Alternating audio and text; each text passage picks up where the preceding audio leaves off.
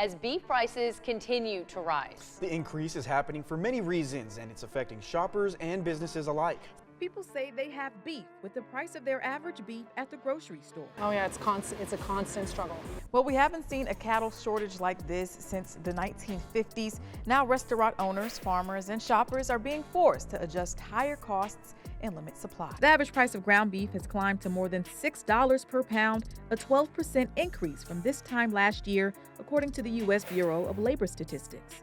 Texas A&M economist David Anderson said one of the many reasons for this is the U.S. cattle herd. You sit down, order a burger, and expect the juicy beef patty the menu promises. Maybe it's labeled All-American, Prime, or Angus, words that sound like guarantees of quality. But what most diners don't realize is that restaurants across the U.S. have dozens of tricks to quietly swap or downgrade the beef you think you're eating.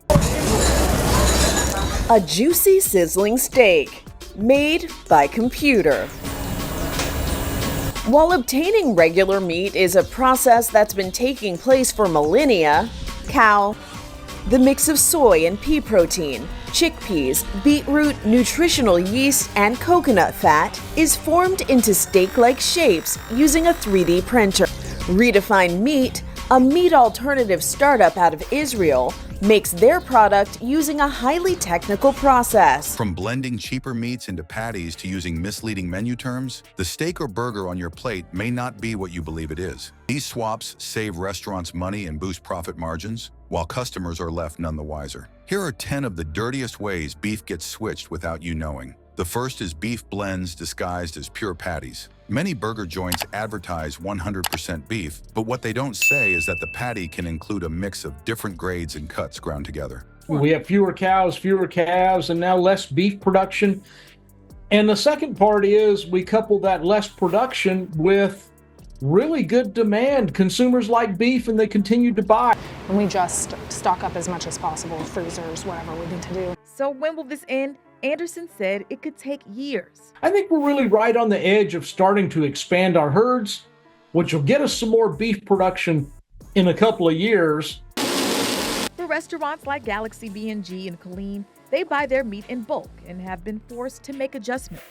We just try to, like I said, we're constantly checking the prices before we order. If we get to a place where it's really good price. Chuck trimmings and fat from various sources are blended into a uniform patty, which technically qualifies as beef but doesn't match the quality implied. In some cases, restaurants even add soy protein or fillers to bulk up the meat while keeping the 100% beef label. The burger still sizzles on the grill, but it isn't the premium product you think you're paying for. Second is the use of imported beef passed off as domestic. Menus love to use terms like local or American style, but unless explicitly verified, much of the beef comes from abroad. And cut like flank steak. This is the holy grail of alternative meat. But the most important part, how does it taste? This diner was happy. The texture feels right. Even the smell smells like the real thing. Meat substitutes are not new. But unlike the soy-based crumbles that mimic ground beef, Redefined Meat's product is designed to act. The U.S. imports massive quantities from countries like Brazil, Uruguay, and Australia. Once it's in the system, the beef can be labeled and sold as if it were American, especially after grinding. Restaurants save money by sourcing cheaper imports while presenting them as homegrown. To the diner, the burger tastes the same, but the origin story is completely different. Third is the trick of Angus labeling. The word Angus doesn't guarantee high quality or USDA prime. It just refers to a breed of cattle.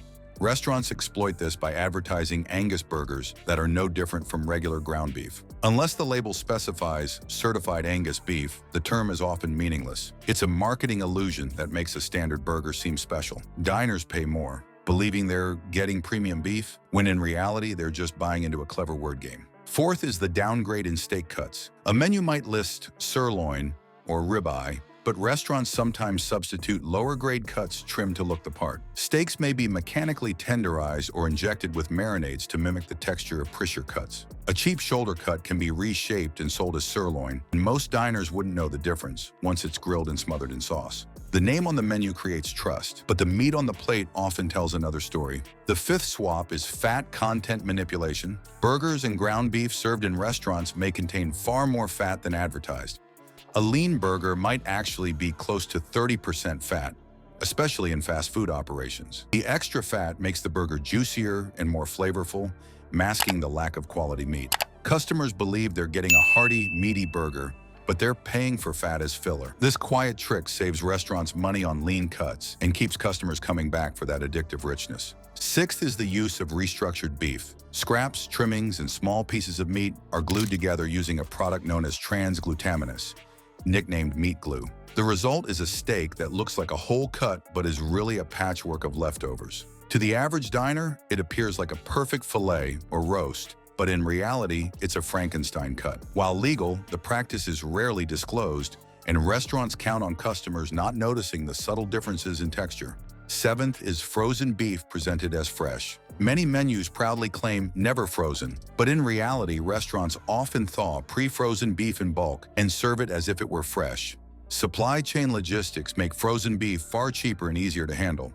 Once thawed, it's nearly impossible for diners to tell the difference. The fresh label on menus becomes a powerful marketing tool, even when it doesn't reflect the full truth of how the meat was stored. Eighth is sauce and seasoning camouflage. Restaurants know that heavily seasoned dishes hide the quality of the meat underneath. A burger smothered in barbecue sauce, jalapenos, in cheese, or steak buried under garlic butter can mask lower quality beef. These dishes aren't just about flavor, they're about covering up shortcuts.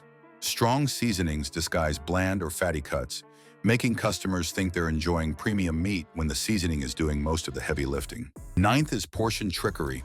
A restaurant may advertise a half-pound burger, but the raw weight includes water and fat that cook off during grilling.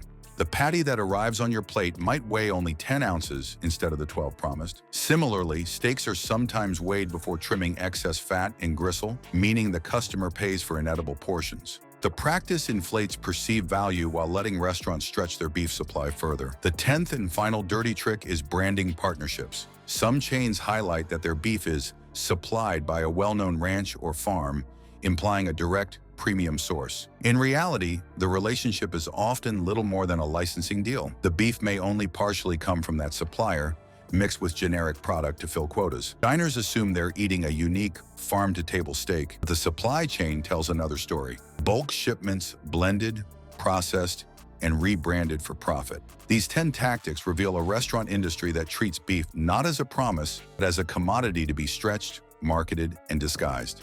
From mislabeled cuts to filler-packed patties, the steak or burger on your plate is often the product of accounting decisions more than culinary ones. Diners are left paying for names, labels, and illusions, while the restaurants pocket the savings. The next time you order a burger that boasts of being Angus or Prime, remember, those words might mean less about quality and more about marketing. The beef swap is one of the restaurant industry's best-kept secrets, and most customers never realize it's happening right under their noses.